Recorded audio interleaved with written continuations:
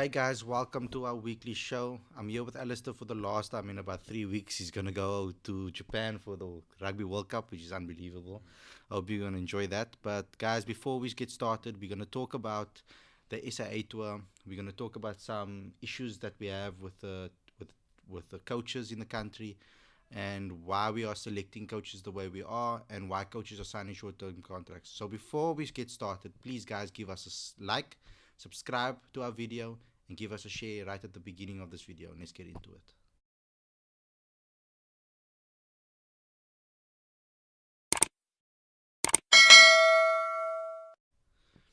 So Alistair, you made an interesting point, and I think we're gonna can start the video with this, and that's with Alan Donald signing for Free State as a bowling coach. Short-term contract. It's possibly for this T20 CSA T20 challenge is happening, or CSA Provincial T20 The Old competition, Africa Cup, the basically. Old Africa Cup. This minus the African teams. Um, yeah, tell me what your thoughts about that is, because I know you're quite a fan of Alan Donald. Yeah, I've always been a fan of Alan Donald. I just there seems to be a fashion or a trend now that guys from 20 years ago playing for South Africa have are now doing these short-term based contracts, which is great. I think they do have a lot of experience and knowledge to impart to the younger guys, and I think there's a lot of advantageous things that will happen from this. But I just feel that it's kind of like a pay-as-you-go contract. It's Yeah. short term. Um, how accountable are these guys or these coaches? How Yeah. accountable are they going to be when the teams don't perform, or if they perform? Um, it's kind of like a no pressure scenario where they can do what they're doing for a month or two and then just leave. So Yeah.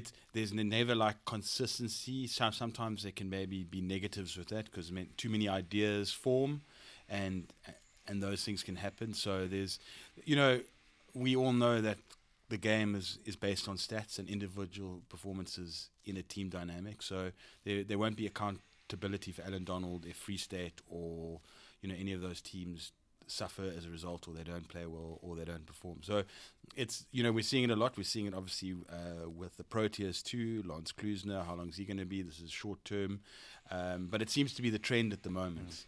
I actually wanted to talk to you about that because we've also made another appointment, and that's for a test batsman, because we know that Klusen's only going to take over the T20s in India. And then what's going to happen to him afterwards, I don't know. But they've appointed now a guy from India, a very good first class record in India, but no international experience. And it's also just for the test series in India. So obviously they want to try to get some of his knowledge to help us play in Indian conditions, etc. But how much is that actually going to help us in the series? I mean, will it really help us? Well, you look at his stats, his first class career stats, they're very good, but they're not international career stats. His knowledge of Indian conditions and what type of pitches will be prepared will be invaluable. They will help. But in saying that, if we don't perform, is he going to be accountable for it? No, because he's only there for a short time while they're in India, and it's something that we need to be aware of, be mindful of, that those that he will provide that knowledge, but it's up to the players to perform, and how much they're going to know or respect. It's a very short relationship. Often when you coach teams, it's 3-4 months where you can help a team, and once again, you've got individuals performing within a team dynamic. Team needs to gel. So if he comes in and he helps our coaching staff, great, and if it pays off, fantastic, then we'll do it again. But if it doesn't, who's going to be held accountable in the media? Is it what's Enoch? So those are things that we need to actually take into account. Yeah, because I'm talking about this guy now because he was part of the spin bowling camp as well. And he worked with the likes of Peter Milan, and he worked with a little bit with Aiden Markram, Zubair Hamza, and the guys that were on that spin bowling camp. I'm not sure about Peter, but I know that Zubair and Aiden were there. And he worked with us, and obviously we had Ashwell Prince on that spin bowling camp as well. He helped our guys. But that spin bowling camp for me is for our batsmen to kind of get used to the spin. But spin wasn't a downfall for the SAA this series out of two. So our downfall in that first innings when we were bowled out for 160 odd. It was quite embarrassing, and it was the seamers or the medium seamers that took out our top attack. We were 25 for 5 or something like that, in 12 overs or something. So it was complete embarrassment. I mean, we had 3 ducks. Heinrich Klaassen, who was called up for Rudy second, he went out for a duck. Aiden went out for a duck. Peter went out for a duck. I think it was Zubi was the only one part. Zubair Hamza was the only guy part of that top 5, top 6 that fell to a spinner. Surprising because he's actually plays.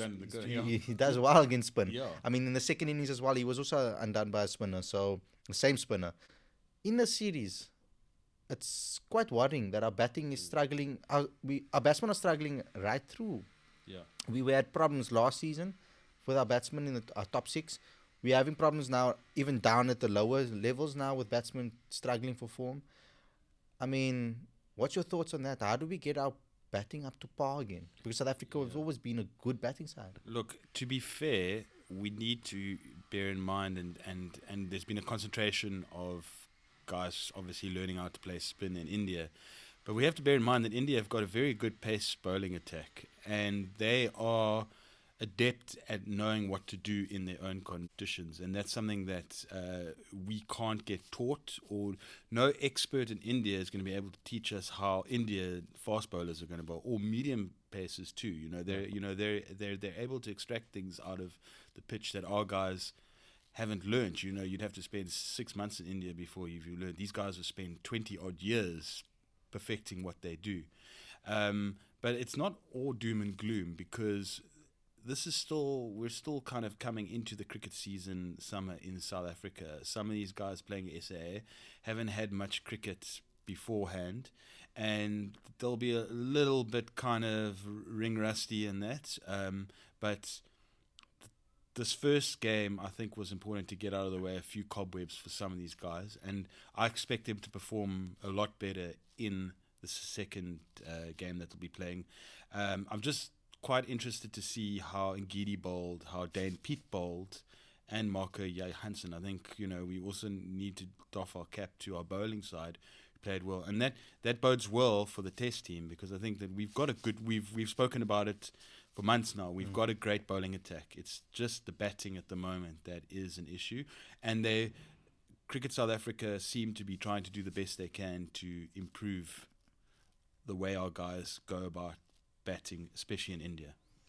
So, guys, that's our thoughts about the batting in our country, obviously about the coaches and short-term contracts that Alasdair brought up. I would like to hear your guys' thoughts. Let us know in the comment section below on what you think about the way SIA performed. Will we improve in the future? Hopefully we will. And just give us our thoughts generally about the SIA tour. Thanks, guys.